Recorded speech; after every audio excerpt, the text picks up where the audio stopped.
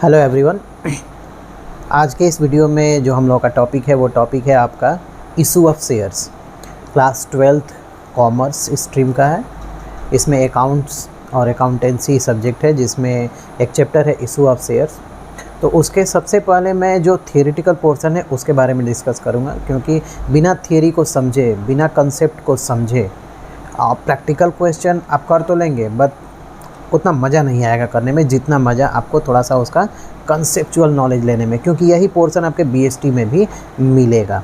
जो long term fund और short term fund sources of fund है, उसमें शेयर्स भी मिलेंगे, डिबेंचर भी मिलेंगे। तो वन बाय वन हम इसके बारे में डिस्कस करेंगे। तो इशू ऑफ शेयर्स, सबसे पहले शेयर इशू कौन कर सकता है, शॉर्ट में बताते हैं क्योंकि डिटेल में डिस्कस करेंगे इसके बारे में। शेयर इशू कौन कर सकता है? तो शेयर जो है वो केवल पब्लिक कंपनी इशू कर सकती है। इसका मतलब ये नहीं है कि प्राइवेट कंपनी शेयर इशू नहीं करती है। प्राइवेट कंपनी भी शेयर इशू करती है, बट मार्केट में नहीं करती है, यानी कि वो ऑफ़र नहीं करती है जनरल पब्लिक को शेयर। उसके लिए मैक्सिमम 200 मेंबर होते हैं as per the new partnership act 2013। Maximum 200 जो मेंबर होते हैं, जो कि आपके रिलेटिव्स हो सकते हैं इन केस ऑफ प्राइवेट कंपनी।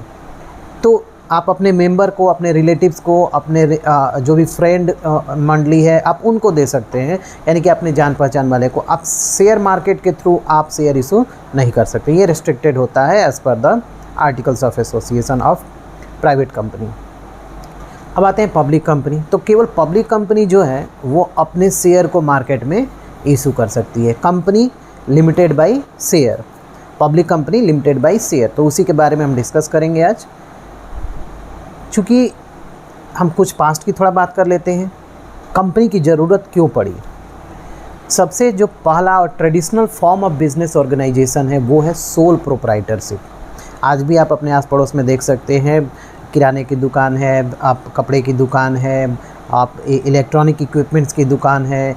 तो कुछ लोग तो पार्टनरशिप में चला रहे हैं, कुछ लोग आपके प्राइवेट कंपनी बेसिस पे भी चला रहे हैं, कुछ लोग सोल ट्रेडिंग बेसिस पे चला रहे हैं, और कुछ लोग हिंदू अनडिवाइडेड फैमिली बिजनेस भी रन कर रहे हैं। तो उसमें जो सबसे जो पुराना जो प्राइवेट सेक्टर का जो सबसे पुराना जो फॉर्म ऑफ बिजनेस ऑर्गेनाइजेशन है वो है आपका सोल प्रोप्राइटरशिप।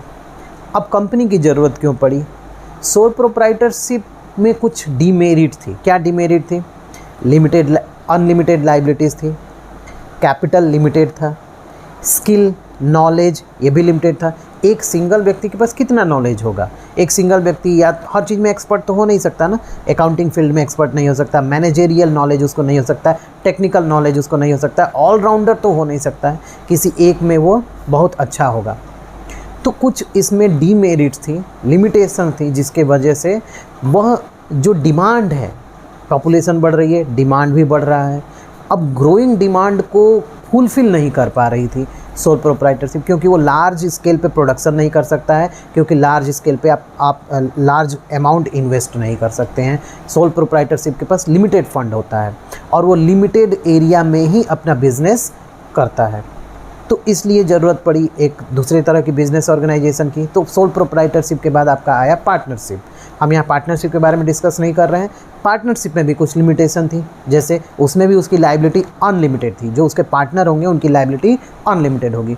तो आप ही बताइए, अगर आपकी लायबिलिटी अनलिमिटेड होगी, इन केस अगर आपका डेप्ट बढ़ता है तो आपकी प्राइवेट प्रॉपर्टी भी जब ले ली जाए, अगर लॉ में हो, तो कोई भी बड़े लेवल पे, बड़े स्केल पे प्रोडक्शन करना नहीं चाहेगा। तो जब बड़े लेवल पे आप प्रोडक्शन नहीं करेंगे तो आप ज़्यादा से ज़्यादा कस्टमर का नीड सेटिस्फाई नहीं कर पाएंगे।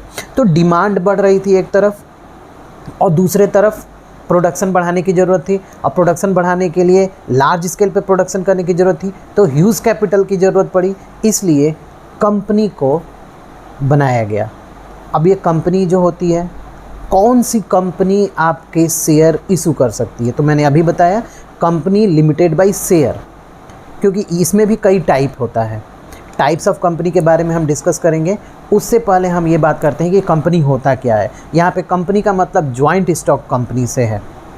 जॉइंट स्टॉक कंपनी या फिर कंपनी लिमिटेड बाय शेयर या फिर केवल कंपनी। केवल अगर कंपनी की भी बात करते हैं तो जॉइंट स्टॉक कंपनी की ही बात हो रही है। तो यहाँ पे क्या बताया गया है कंपनी के बारे में, एक दो डेफिनेशन हम पढ़ देते हैं। यहाँ पे बुक में ही दिया गया है, अब बुक में दिखा दे रहा हूँ आप लोग को। ये बुक है अकाउंटेंसी की, CBSE की, ये DK गोयल की बुक है। इसमें एक डेफिनेशन दिया गया है, a company is a voluntary association of a person form through the process of law for the purpose of carrying on some business. यानी कि ये एक प्रकार का ग्रुप ऑफ एसोसिएशन है, एक ग्रुप है लोगों का जो कि अपनी स्वेच्छा से वॉलंटरी एसोसिएशन है और उन्होंने भाग लिया है इसमें और लॉ के द्वारा इसको इस्टेब्लिश किया है। और किस पर्पज़ के लिए? प्रॉफिट को अर्न करने के लिए या फिर बिजनेस को चलाने के लिए। एक डेफिनेशन में पढ़ रहा हूँ प्रोफेसर हैने के द्वारा, ये बोल रहे हैं, a company is an artificial person created by law having a separate legal identity, perpetual succession and a common seal. तो ये perpetual succession, common seal, separate legal identity, these all are the features of a joint stock company. तो professor Haney ने यहाँ पे क्या बताया है कि जो कंपनी होती है, जो आपकी जॉइंट स्टॉक कंपनी होती है, वो क्रिएटेड बाय लॉ होती है। कंपनी का इस्टेब्लिशमेंट, इनकॉर्पोरेशन केवल कंपनी एक्ट के द्वारा ही किया जा सकता है। यानी कि आप कंपनी एक्ट के द्वारा इसको रजिस्ट्रेशन उसका करा सकते हैं, उसको रजिस्टर्ड करा सकते हैं। और जो कि हर शहर में कंपनी का एक रजिस्ट्रार ऑफिस होता है, उस रजिस्ट्रार ऑफिस के पास, रजिस्ट्रार के पास कुछ इसेंशियल डॉक्यूमेंट होते हैं जो कि कंपलसरी होते हैं बनाना in case of public company and private company, जैसे एमओए हो गया, एओए हो गया, आपका प्रोस्पेक्टस हो गया, और एक एप्लीकेशन भी आप देंगे कि आप अपना रजिस्ट्रेशन कराना चाहते हैं। तो ये तो लीगल प्रोसीजर हो गया, उसमें हम डिटेल में नहीं जाएंगे। तो क्या है? Company created by law having separate legal identity. It means company की जो लाइबिलिटी होती है, कंपनी की जो आइडेंटिटी होती है, वो सेपरेट होती है। किससे सेपरेट होती है? ऑनर से सेपरेट होती है। और ये चीज़ आपके सोल प्रोप्राइटरशिप में नहीं था, ये चीज़ आपके पार्टनरशिप में भी नहीं था। सोल प्रोप्राइटरशिप और पार्टनरशिप दोनों में आप जब रिकॉर्डिंग करते हैं ना, उसकी बुक में अकाउंटिंग रिकॉर्डिंग करते हैं, अकाउंटिंग की एंट्री करते हैं, उस समय केवल आप ये प्रिंसिपल को फॉलो करते हैं। It means business and businessman both are separated. But legal point of view से अगर आप बात करेंगे ना, तो दोनों एक ही हैं, दीज आर नॉट सेपरेटेड। किस केस में? पार्टनरशिप। कंपनी को छोड़ करके कोई भी बिजनेस ऑर्गेनाइजेशन होगा, उसमें लीगल पॉइंट ऑफ व्यू से उसकी लायबिलिटी अनलिमिटेड होती है, तो वो दोनों अलग नहीं माने जाते हैं, दोनों एक ही माने जाते हैं। हाँ, केवल रिकॉर्डिंग जब आप करेंगे ना, तो रिकॉर्डिंग करते समय ये प्रिंसिपल फॉलो करेंगे, सेपरेट बिजनेस एंटिटी कंसेप्ट या फिर प्रिंसिपल फॉलो करेंगे। बट अगर आप लीगल उसमें डेप्ट की बात आएगी, तो ये दोनों अलग नहीं है, दोनों एक ही हैं। क्योंकि अगर दोनों को एक अगर आप मान करके चलेंगे सोल प्रोप्राइटरशिप केस में, पार्टनरशिप केस में, तो होगा क्या? यहाँ पे ऑनर कह सकता है कि as per the concept we are separated, so if we are separated I am not liable to pay business डेप्ट। इसीलिए यहाँ पे इसके दो नेचर मिलते हैं। सोल प्रोप्राइटरशिप केस में, पार्टनरशिप केस में आपके दो तरह के नेचर मिलते हैं। एक होता है फ्रॉम अकाउंटिंग व्यू पॉइंट और दूसरा होता है from legal view point. Accounting view point में हम प्रिंसिपल को फॉलो करते हैं, कंसेप्ट को फॉलो करते हैं, सेपरेट बिजनेस एंटिटी कंसेप्ट को फॉलो करते हैं, जो कि ये कहता है कि बिजनेस और बिजनेसमैन दोनों क्या होते हैं? अलग होते हैं। और बिजनेसमैन जो भी बिजनेस में इन्वेस्ट करता है, बिजनेस उसको लायबिलिटी के रूप में ट्रीट करता है। बट अगर जहाँ पे लीगल व्यू पॉइंट आ जाएगा, यानी कि जहाँ डेप्ट की बात आएगी, वहाँ पे लीगल व्यू पॉइंट को फॉलो किया जाता है। उस समय आप सेपरेट बिजनेस एंटिटी कंसेप्ट को फॉलो नहीं करेंगे, क्योंकि ये कहता है कि दोनों अलग है। बट लीगल व्यू पॉइंट में दोनों अलग नहीं है। किस केस में? सोल प्रोप्राइटरशिप और पार्टनरशिप के केस में। क्योंकि अगर ये दोनों अलग हो जाएंगे तो पार्टनर लाइबल नहीं होंगे यहाँ पे फर्म के डेप्ट को पे करने के लिए, जो कि यहाँ पे नहीं होता है, क्योंकि दोनों की लाइबिलिटी जो होती है अनलिमिटेड होती है। और यही केस आपके कंपनी में नहीं होता है। कंपनी में एक ही कंसेप्ट होता है, सेपरेट बिजनेस एंटिटी कंसेप्ट, और इस कंसेप्ट के अकॉर्डिंग बिजनेस और बिजनेसमैन दोनों अलग होते हैं, यानी कि ऑनर और कंपनी दोनों यहाँ पे अलग होते हैं।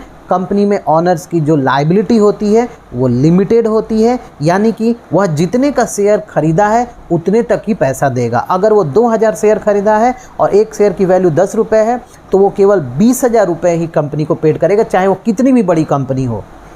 अगर हम रिलायंस में ही इन्वेस्टमेंट करते हैं और अगर हम 50,000 रुपीज़ इन्वेस्ट किए हैं, तो कंपनी की अगर लायबिलिटी अगर 2 लाख हो गई है, तो हम केवल 50,000 ही देंगे एज एन इंडिविजुअल ऑनर, अगर हम इक्विटी शेयर में इन्वेस्टमेंट किए हैं। तो ये होती है यहाँ पे कंपनी की लायबिलिटी।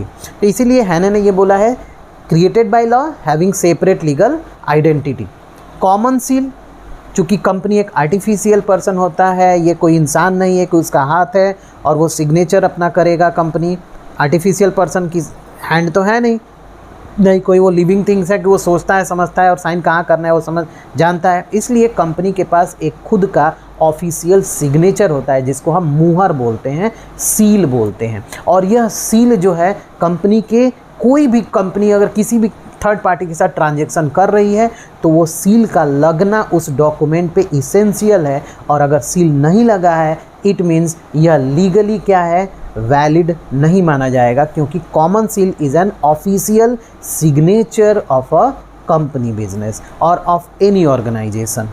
सिग्नेचर तो अथॉरिटी का होगा ही है, अथॉरिटी के साथ जैसे CEO हो गया, मैनेजर हो गया, ये सब अथॉरिटी है तो उनका सिग्नेचर रहेगा, साथ में सील भी रहेगी कंपनी की। तो कॉमन सील समझ में आ गया। अब आता है यहाँ पे परपीचुअल सक्सेशन। कंपनी में ऑनरशिप क्या होता है, ट्रांसफरेबल होता है। यह आपके न तो पार्टनरशिप में था और न ही आपके सोल प्रोप्राइटरशिप में था।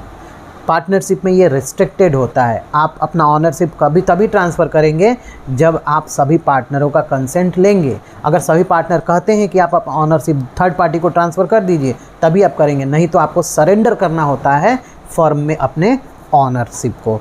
यानी कि आप क्विट करना चाहते हैं बिज़नेस तो आप अपने ऑनरशिप को सरेंडर करेंगे, आप अपना जो भी राइट है वो बिज़नेस जो पार्टनर्स हैं उनको दे देंगे। आप थर्ड पार्टी को बिना कंसेंट लिए नहीं दे सकते, तो ये रेस्ट्रिक्टेड था।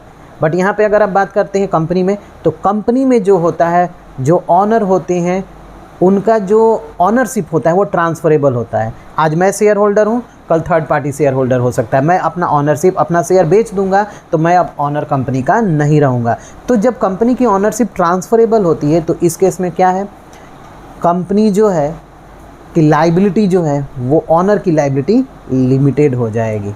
और ऑनर की लाइबिलिटी लिमिटेड हो जाएगी और ऑनरशिप ट्रांसफरेबल है तो मैं आज ठीक हूँ, कल अनसाउंड माइंड हो सकता हूँ, कल कोई प्रॉब्लम हो सकती है एज अ शेयर होल्डर, तो मैं अपना ऑनरशिप कंपनी मुझसे ले करके किसी थर्ड पार्टी को इशू कर देगी। यानी कि death, lunacy, insolvency, bankruptcy of the member, company's member, it will not affect to the business or it will not affect to the company business। यानी कि अगर किसी भी ऑनर का डेथ होता है, कोई भी ऑनर पागल या दिवालिया हो जाता है या फिर डिस्टर्ब हो जाता है तो उससे कंपनी बंद नहीं होती है, क्योंकि यहाँ पे ऑनरशिप ट्रांसफरेबल है। आज हम हैं, कल कोई और हो सकता है, परसों कोई और हो सकता है। ऑनरशिप लाइफ टाइम चलता रहेगा, इसको आप विड्रॉ नहीं कर सकते हैं। हाँ, ट्रांसफ़र कर सकते हैं ऑनरशिप को। इक्विटी शेयर का रिडेम्पशन नहीं होता है, इक्विटी शेयर ट्रांसफरेबल होता है। तो ये तो रहा हैने के द्वारा दिया गया डेफिनीसन। अब आते हैं फीचर्स में। कंपनी, आई होप कंपनी आप लोगों को समझ में आ गया होगा। इन लास्ट आप कह सकते हैं company is an artificial person और company is a voluntary association of a person created by law having separate business identity and perpetual succession and common seal। तो इस तरह से आप कंपनी को डिफ़ाइन कर सकते हैं, कंपनी का मीनिंग आप लिख सकते हैं। अपने नेक्स्ट वीडियो में मैं डिस्कस करूंगा कंपनी के फीचर के बारे में। तो मिलते हैं अपने नेक्स्ट वीडियो में, और तब तक अगर आप लोगों ने चैनल को सब्सक्राइब नहीं किया है तो चैनल को ज़रूर सब्सक्राइब कर लें, ताकि मेरा जो भी नोटिफिकेशन अगला वीडियो का होगा वो आप लोगों तक पहुंच जाएगा।